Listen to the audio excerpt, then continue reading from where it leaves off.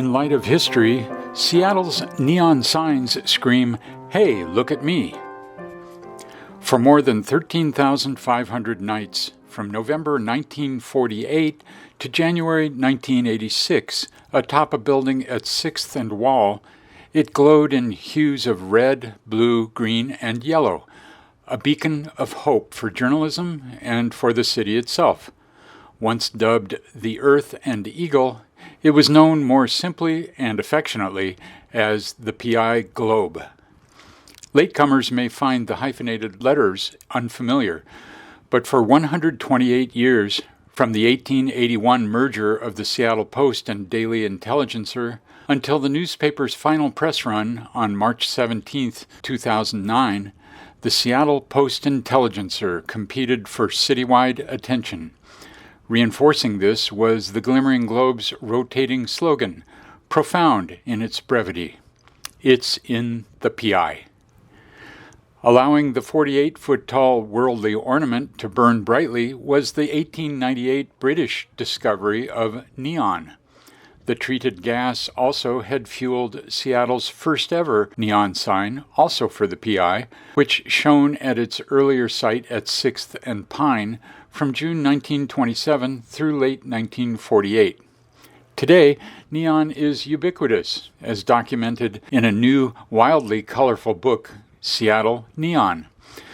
For 3 years, author-photographer Matt Hucke, a Chicagoan who arrived in the Queen Anne district in 2015, explored all corners of the city. The result, a 174-page volume with 460 annotated images, arranged by neighborhood and depicting the most noteworthy examples of the elemental art. It's also a snapshot of a fluid commercial landscape. In an age where everything is being torn down and built again in a few years, Hucke says, it gives you a sense of place. And illuminated neon, he says, can yield expressive insight. It's about screaming for attention in the middle of the night. It's, "Hey, look at me." His array includes such icons as the chef and flapping fish of the now-closed Dahlia Lounge downtown, and everyone's favorite, the giant rotating sign at Denny and Battery for Elephant Super Car Wash. Hucke captured the pink pachyderm and its smaller stationary sibling before closure of the business prompted the sign's dismantling for preservation and restoration. Unfortunately, his cover shot of the smaller elephant shows the scripted super tubing burned out. Hucke finds that symbolic. Not everything is perfect here, he says. A similar fate is slowly befalling the PI Globe.